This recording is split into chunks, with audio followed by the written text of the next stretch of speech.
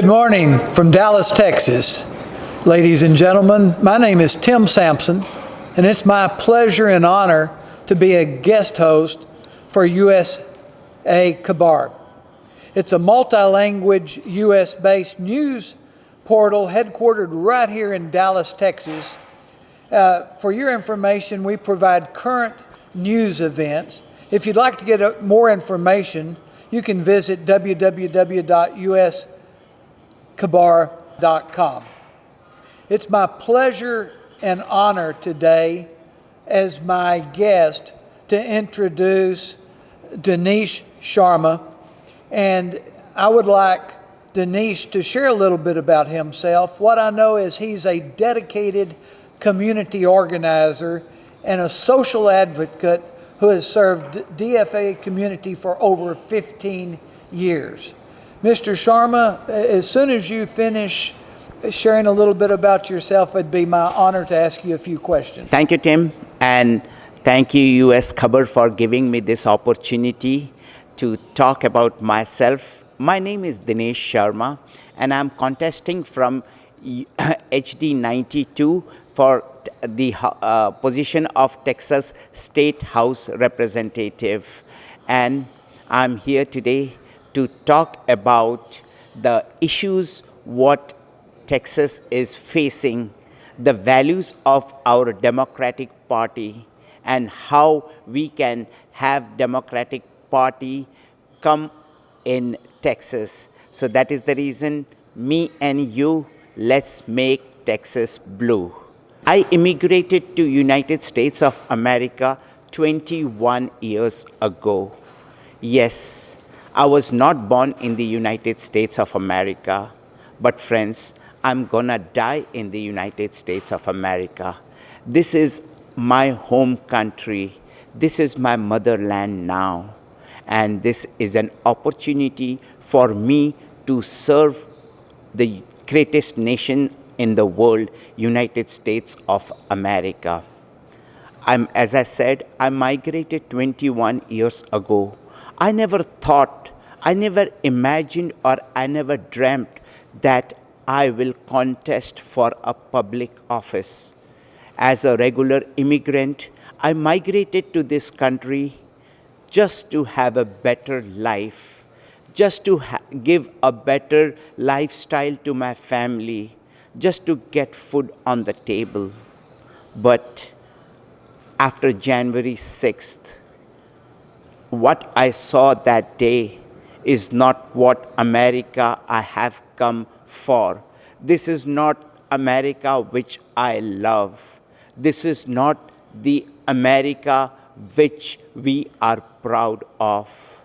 So that's where I thought I should come out of my comfort zone. I'm a solution architect as a profession. I design solutions, and this is where something is broken. Maybe I can provide a solution. With that thought, I came in front, and I got a good support by my friends. And this is where I am contesting for House District 92 for the position of Texas State House. I would request all of you to come and support me, support my democratic values, and support to make America a better place to live, to retire, to raise a family. That's it, Tim. What a great resume you have, and that introduction, what really impressed me, it's immigrants like you that make America great. We need more of you, just like you. I know you're running for this office. You shared HD 92, and there's a lot of hot potatoes, as we say in the U.S., subjects that are very controversial, potentially dividing our nation. And with your permission, I'd like to dive in and ask you your feelings with some of these questions. Sure. That be okay? The first one, maybe as controversial as any, is abortion rights. and we've got so many issues, and right here in Texas, on the forefront of making some fairly drastic changes, at least trying to. What are your thoughts about the abortion issues here in America? So I think it's not only abortion right. I believe a woman's right is a very important human rights issue. Now, 100 years ago, women were not allowed to vote in United States of America. It sounds crazy that we didn't allow women, or we did not think women of capable of making a decision, and we did not allow 100 years ago. The same mistake we are doing today. It is their body, it is their choice. We think that they are not capable of making a decision, which I believe it is wrong. Abortion, is a very difficult phase for a woman, for a family, for a husband. It is a very difficult phase. Instead of supporting the women for in that difficult phase, the society dictates them what to do, which I believe which should not. This is not society's role. This is not government's role. The governor should not dictate to a woman what she should do with her body. Instead, the government should come out and help those women who are in this difficult phase. Another issue is, and we both agree, we live in the greatest country in the world, but perhaps our healthcare system seems to be almost broken. I don't know the exact numbers, but I know there's millions of great American citizens that have no health care. And that's a pandemic waiting to happen. But what is your thought about what we can do about this great country that has such a terrible healthcare system? Thank you, Tim. A very good question. 21% of Texans are uninsured. 21%. And that is the highest in America. This is percentage-wise and number-wise. Texas tops the percentage and the number of uninsured Texans. This is what I believe, that government or the politicians especially should rise above politics. It is not healthcare is not a democratic issue, or it is not a Republican issue. It is a human rights issue. I believe healthcare should not be a privilege. It has to be a right, a citizen's right, which I will fight for. Now, there were some politicians who tried to do something for as you said, the broken healthcare system. Barack Obama, our former president, he crossed that extra mile. He came up with an Affordable Health Care Act. Unfortunately, our Republican friends, they oppose Obamacare, or the Affordable Health Care, which is also known as Obamacare. They oppose Obamacare not because it has problems. They oppose Obamacare because it has a solution. The only problem is the solution has come from a Democrat. So this is where when I represent my constituent in Austin, I will see that healthcare is not a political issue. It is a human rights issue. It is an issue with every family in Texas. I will take it out there. I will cross over and request my Republican friends to look it from a different angle and have this broken healthcare system. Because why I say this is, United States is one of the developed nations in the world, but our healthcare system is the lowest among the developed nations. So this is what we will have to work. Everywhere I drive in Dallas and in my travels across businesses, I see help wanted signs. We have laborers out there wanting to work but are not working. I don't know whether it's our minimum wage, but there certainly we'd agree we've got an issue. How much do you think minimum wage should be, and do you think that that's part of the solution to our problem? Our minimum wage is been 725 from the year 2009. Now just imagine, from 2009 to 2021, what was the pay rise of a CEO of a company or the cream top class executives? I'm sure they had double or maybe triple income increase.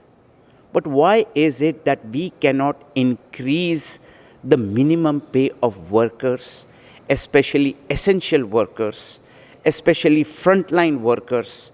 I believe the minimum wage should be at least $15 because it is long due. From 2009 to 2021, we didn't have a minimum wage increase. The second is, it's not about minimum wage, it is about the living wage. Driving in today, I heard that our inflation rate in the U.S. is at 7%, the highest it's been in 40 years. Part of that increase in that inflationary cost is housing. Housing is going through the roof. I've heard that more and more citizens are priced out of being able to have the American dream of owning their own home. What are some of your thoughts about solving this issue so that more Americans can partake and own their own home? A very good question. Owning a home is the American dream. Now it is becoming more and more difficult for us to buy a home, a house. First of all, why is that? That is because we haven't worked for affordable housing. The government has not worked for affordable housing for those people who cannot afford a house. Government does not have any good initiative programs which will help them. So this is the reason I will work for affordable housing where the homes are not only for the rich. It is not only for people who make good money. Affordable houses will be for the people who work hard, who have a good credit, who have been in the society. I will work for them, and I will see that affordable housing is a priority when I am elected. Across America, we continue to see violence increase, and as a percentage especially in our largest cities, the percentage of deaths by gun violence is ever increasing. What are your thoughts about how we can address this very serious issue? We are paying a big price for gun violence. The biggest price is of the life of our citizens, and very sad is sometimes life of children. This is very sad. When I migrated to United States of America some 21 years ago, one of my friends said, a very good friend of mine said, Dinesh, carry a gun, keep it because it will be, you can use it for the safety of your family. I asked him one question. I asked him I come from a third world country. I didn't own a gun. My father did not own a gun. My grandfather did not own a gun. But I felt safe there. Now you tell me that I am in one of the greatest developed nations in the world, and I have to carry a gun to keep my family safe? What is the state doing? What is the government doing? What is the police doing that I have to keep a gun to keep my family safe? Texas pays something around, the cost of gun violence in Texas is something around $16 billion every year. We spend $16 billion just in gun violence. Now, when we talk about reducing gun violence, it is not taking away guns, it is just giving priority to a life rather than to a gun, is what I believe in. I don't want to take guns away. As a matter of fact, I want to give a better gun. We had old phones. We used to carry, like, we didn't have cell phone, we had old phones. From there we moved from old phones to smartphone. Now we have fingerprinting, we have face ID and everything. Why can't we have a smart gun, a better gun? I'm not taking away your gun, I'm giving you a better gun. But the problem is not the gun. The problem is the attitude of not trying to solve this big issue. This is where we have to come together and try to come to a solution. That's what, as a solution architect, that's what I have been doing, is finding solution in the biggest problem. And this problem, I am 100% sure we have a solution. But the solution should be above politics. We have to take away politics from the solution. We come together as a country, and I am sure the gun violence issue this country has been facing for so long will have a clear-cut solution. You came over here as an immigrant 21 years ago, I think. So glad to have you here. And I'm sure you went through a lot of paperwork and jumped through a lot of hoops and got in line. But we're being overwhelmed on the southern border by people coming across the border, not only from Mexico, not only from South American neighbors, but from all over the world, all types of people, some good, some bad, but our borders are being overwhelmed. What are your thoughts about what is going on at our southern borders today? So the first thing is, as you said, America was or is built by immigrants. It is just that some immigrants have come early and some immigrants are coming late. But immigrants are human beings.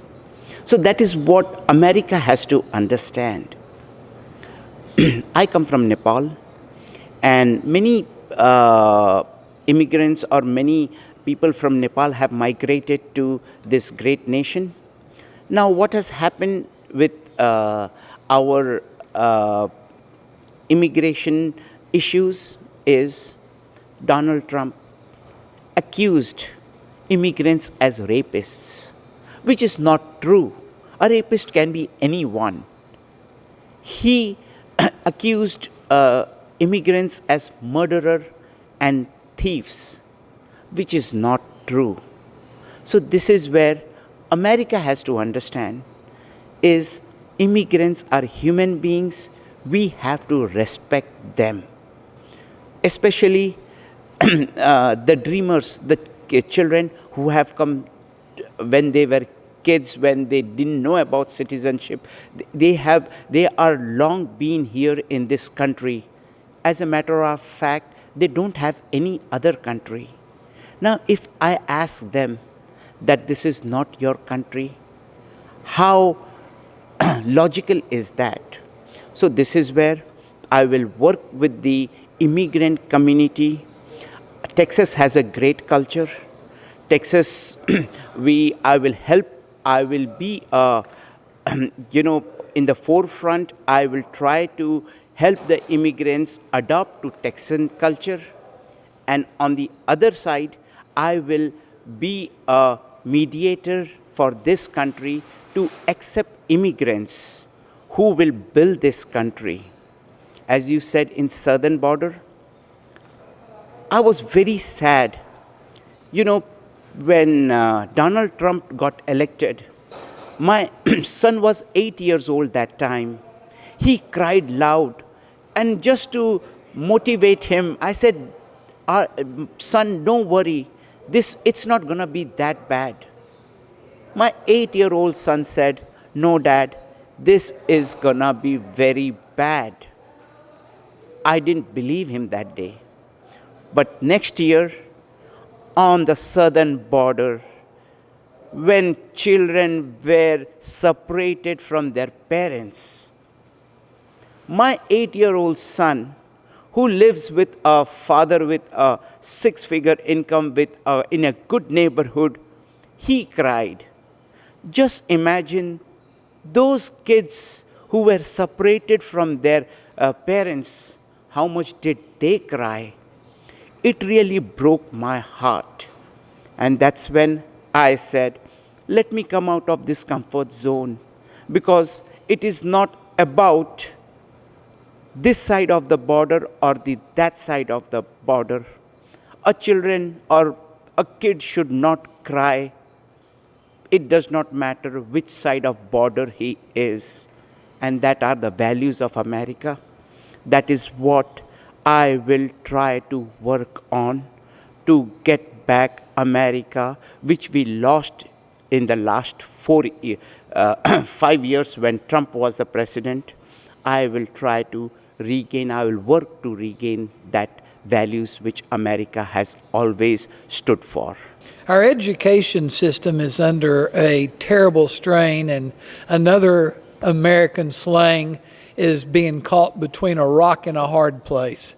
Our system is, we have children at home that are suffering and I hear have psychological problems and stress problems, and suicide among youth is one of its highest because of them being taken away from their peers and having that. On the other hand, if they go to school, they and the teachers are under the risk of catching this COVID. Where is our happy medium in there? How do we take care of our children, providing them an education system, and at the same time protect them and our teachers' health? COVID has changed humanity. We can learn from what COVID has given, or we can divide ourselves. The choice is ours. Tim, when COVID had not entered US, there were medical fraternity who said that this is gonna come, be careful, this will reach US and we will have a disaster. You can prevent it at that. We could have prevented it on the roots. But instead, COVID became political. Tell me something. Why has a politician has a view on COVID?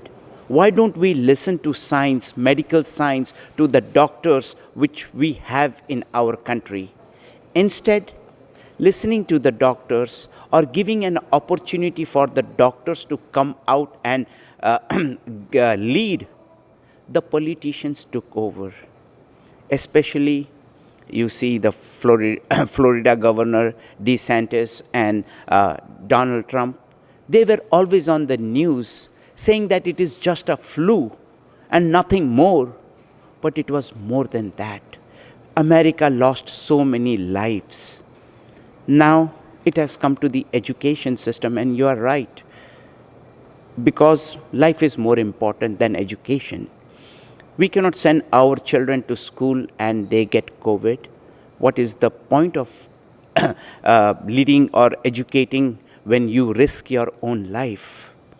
So this is where solving COVID is one of the most priority, should be a priority for us. And how do we do that? Get vaccinated. As simple as that. Medical science says that. Get vaccinated. Do a frequent testing if you are not feeling well. Wear a mask. use hand sanitizers, but instead of giving this message, our politicians, especially Republicans, they have been giving a wrong message to the country, and we have landed into this big mess. On behalf of USA Kabar, appreciate you joining us today, and stay tuned for future subjects to share current events. Thank you. Signing off.